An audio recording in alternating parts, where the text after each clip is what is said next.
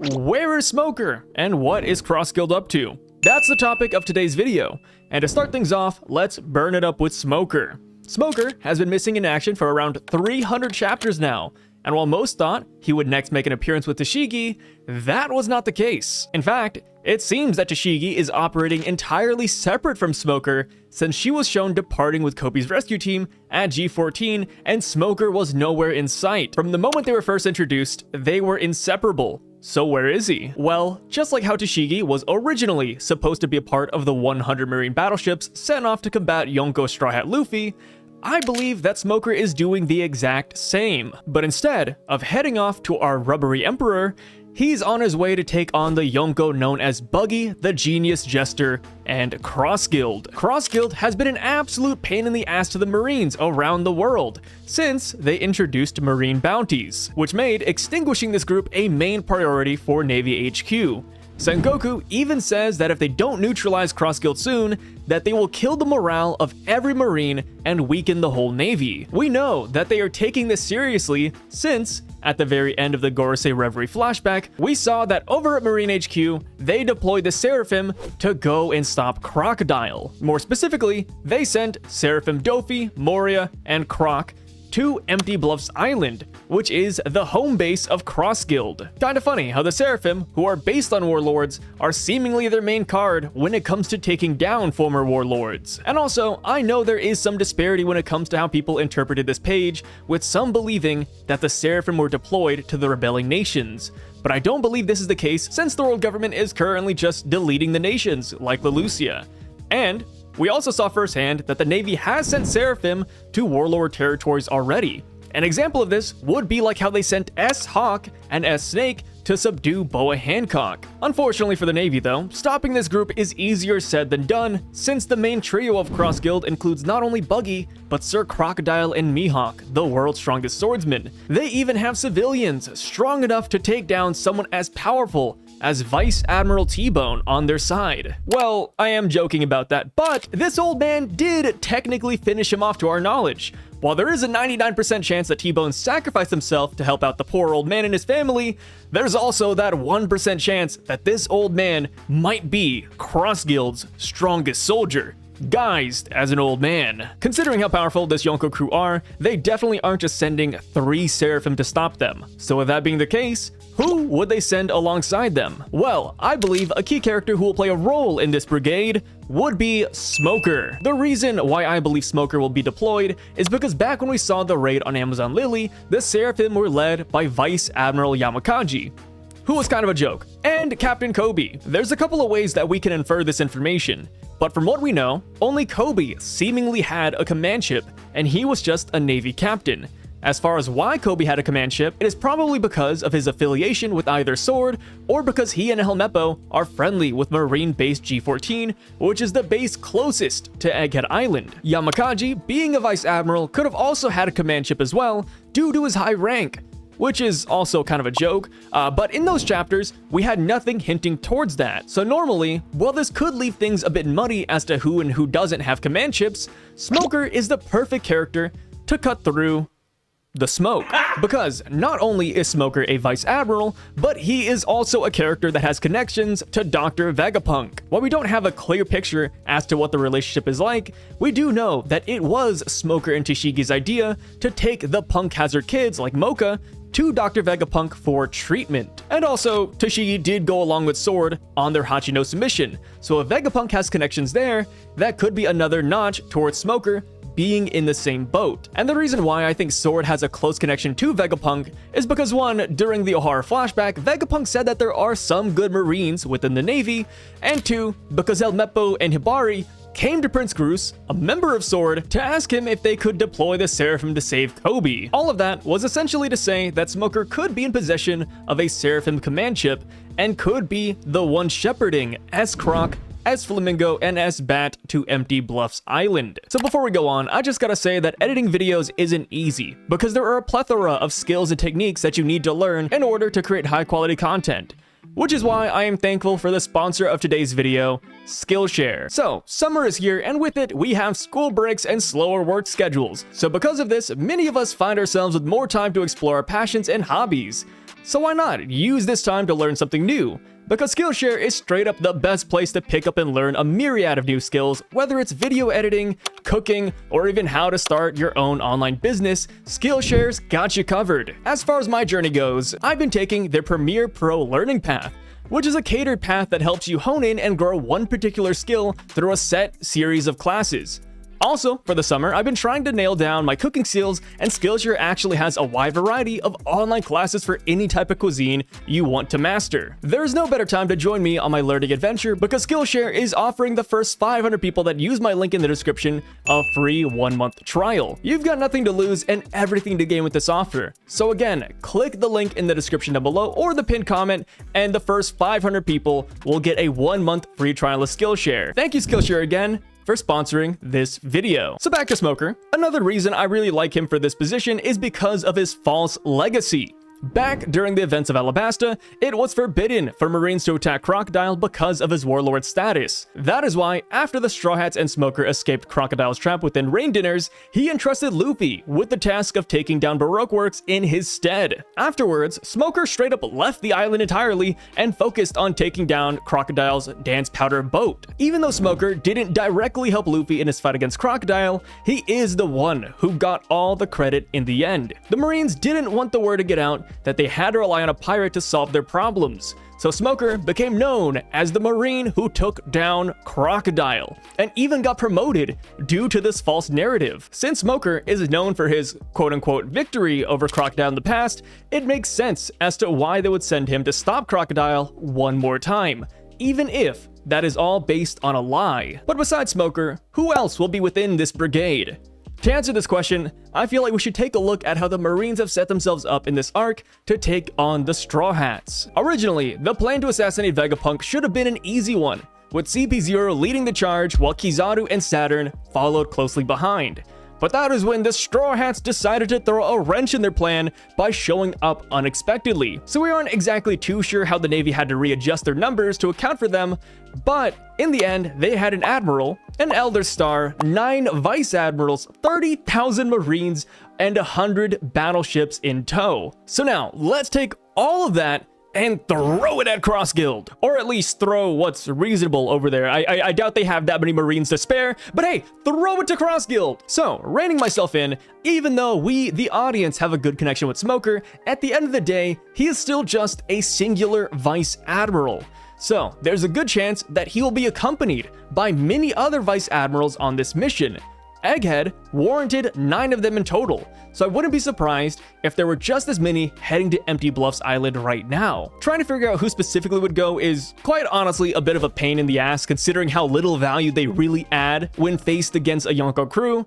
And I say this as a huge Vice Admiral fan. My guys straight up do not perform well whatsoever when up against an Emperor's crew. Granted, I do believe that Buggy has the weakest Yonko crew, so maybe they will shine in this upcoming battle.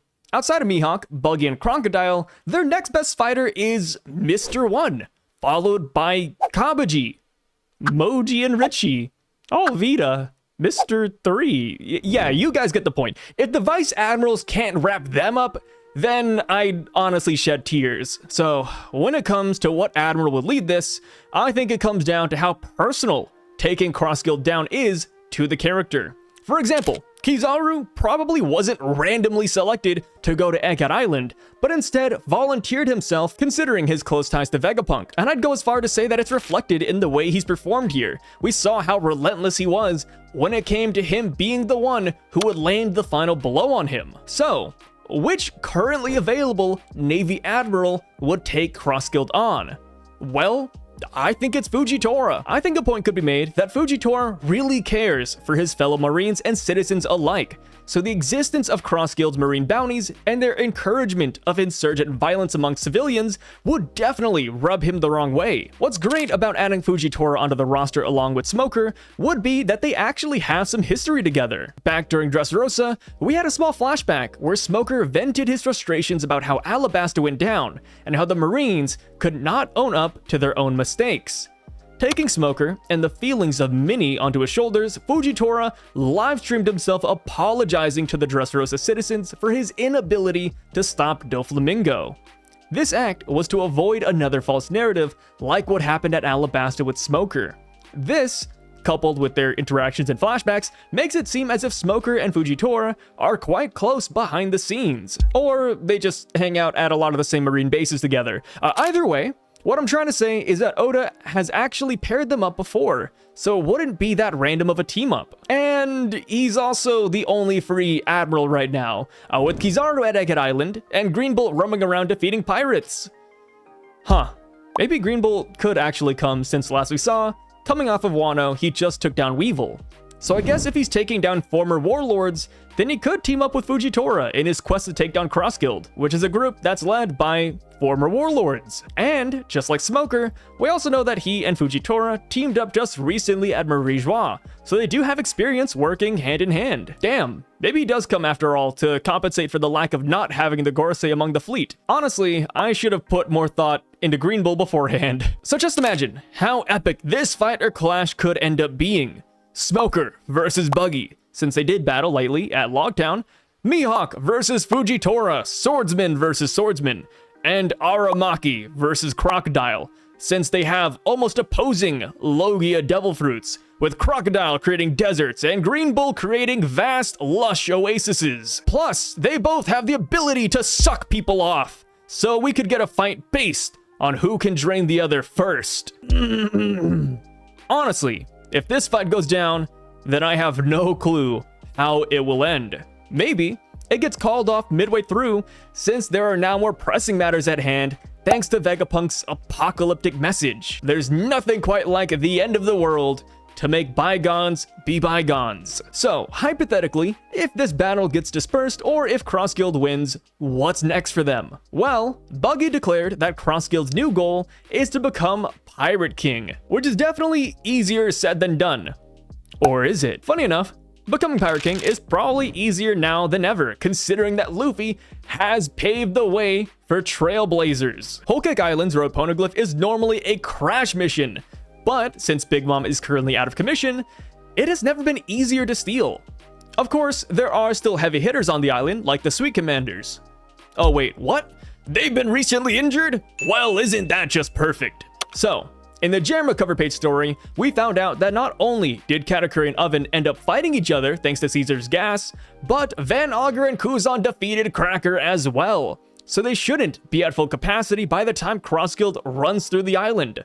Of course, even if they were at full power, I do think that Mihawk alone would eclipse all of them. Next up is Zoe's road poneglyph, which I think would be an absolute breeze, as long as they can find Zunisha. The reason why I think this would be a cakewalk, damn, I should have used cakewalk during the Whole Cake Island segment. But anyways, the reason why it'll be easy is because of Buggy's connection to Roger. Buggy was well ingrained in the crew while Roger was after the 4 road poneglyphs, and we saw that during the Laugh Tale flashback that the Roger crew had friendly relations with the Minks. So much so that Pedro even wanted to join them when they visited. So there's a good chance that Buggy would be welcome there with open arms. Because if there's one thing we know for sure when it comes to the Minks, it's that they never forget their past friends. And even if they did forget about Buggy, I'm sure that he could charismatically talk his way to the poneglyph. Buggy somehow became friends with Ace in the span of 5 minutes, so Buggy becoming friends with the Minks again would be a no-diff battle in my opinion. And now, Wano's road poneglyph. Just like Zoe's, this should be easy as can be. Again, because of Buggy's connections. Nekomamushi and Duke Inarashi were both a member of the former Pirate King's crew and even around the same age as Buggy at the time, so I'd be shocked if they didn't become friends on their journey together. Oda, by leaving Inarashi and Neko and Wano, gives Buggy an easy pass into the country and even a free shot at the road poneglyph. And again, just like Whole Cake Island, if they weren't friendly anymore, I do think that Mihawk and Crocodile could run through the scabbards. But hopefully it doesn't come to that. So now, that just leaves the final road poneglyph, which we still don't really know much about, so we'll forgo this one for now. But hey, if there was someone out there who had connections to the man marked by flames, it could be Buggy, since again, he was a part of Roger's crew, and he is considered a part of the older generation of pirates. Outside of poneglyph hunting, they could also bolster their numbers by recruiting 2 other key warlords who were present during the Chapter 0 execution. Those 2 characters being Gecko Moria and Doflamingo. And also, a quick tangent, but since I am using Chapter 0 to tie in Gecko Moria and Doflamingo into Cross Guild, another key character that was present during Chapter 0 was Smoker. So now, let's tackle Gecko Moria first. From what we can infer, he has just recently escaped Hachinosu thanks to Perona and Kobe, but now that he has fled, where will he go? Well, I think they could easily find refuge within Cross Guild, and becoming a part of the guild would be very easy, since not only are they his former cohorts, but Perona has close connections to Mihawk, the strongest member of the guild. That, coupled with the fact that Mihawk and Crocodile talked about wanting to strengthen their army, means that turning down Moria would be blasphemous, considering that with Moria comes an entire zombie army. Cross Guild has been collecting dead marine bodies like T-Bones, and possibly many more. So why not make use of them post-mortem and have Moria bring them back to life as undead servants? Also, we don't know if Moria currently has Thriller Bark with him, but if he does, then that could be a key way for Buggy to survive the flood. Of course, while he does have a brand new ship, the Big Top Blaster, I think a giant island ship like Thriller Bark is still a bit of an upgrade. Also, if they do have Thriller Bark, then Mihawk would be right at home, since it is very reminiscent of his castle over in Muggy Kingdom. Another reason why Gecko Moria could be a great addition would be because he has been to Wano before. Many years ago, he clashed with Kaido at that very country, so if Cross Guild needs a guide to that island, he could be very beneficial to have. And now the last character to talk about now is Doflamingo, who is currently held within Impel Down. This one is harder to argue for, but based on how the dialogue went in the last chapter, it seems that Magellan is wondering how to safely secure the prisoners against the rising waters. Doflamingo snarkily said that they should move somewhere higher up, meaning Marie Joie. I doubt Magellan would actually move them there, but I do think an evacuation could take place though. Maybe somewhere more reasonable, like a marine base perhaps? And if that were to happen, I wouldn't be surprised if there ended up being a jailbreak in the process, releasing many former villains like Doflamingo, Weevil, and even Mr. 2, who are all characters that could find a new home with the Genius Jester. And also, we do know that other prisons exist besides Impel Down, because Arlong is actually being held at some random marine prison, and that is why we didn't see him when Luffy performed his jailbreak. So earlier, we talked about how Cross Guild mentioned that they need to bolster their strength and army, but there was another half to that conversation where Crocodile mentioned that they also need overwhelming wealth alongside their power. And this is where Doflamingo is king. Dofi, if you recall, was actually a menace in the underworld and catered many black market deals. Doflamingo was exporting so many illegal weapons that even the revolutionaries had to step in, and is why Sabo was in Dressrosa in the first place. If Cross Guild recruits Doflamingo, he would certainly help their financial situation. Also, Oda has shown Crocodile and Doflamingo in similar lights quite often, with them having paralleling cover stories and color spreads. There was even an instance at Marineford where Doflamingo offered to work alongside Crocodile too.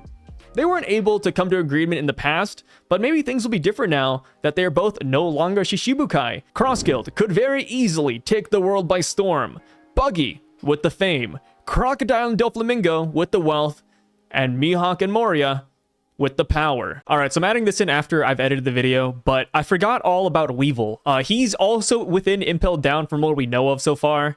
So if Doflamingo breaks out, there's a chance that Cross Guild could also get Weevil, which would be pretty dang big. Not only is he another former warlord, but with Weevil, most likely comes Miss Buckingham Stussy, who was a part of the former Mads team. So she could add the scientific element that Cross Guild is missing. And also, I would 1000% consider Weevil a part of the power aspect of Cross Guild's fame, wealth, and power, since Weevil apparently is as strong as Prime Whitebeard. Well, not Prime Whitebeard. He's as strong as a young Whitebeard, which, hey, I don't know about you guys, but that's a pretty crazy statement to make, especially knowing the fact that that came from a Navy Admiral. Like, whenever I think of rumors like that, I immediately go back to Dressrosa, where we learned about King Elizabello's King Punch, and they were like, hey, I heard that Punch could take down a Yonko in a single blow, and we all know that's BS, right? But then again, the people who said it were civilians. They were people who probably have never been in a fight before in their entire lives.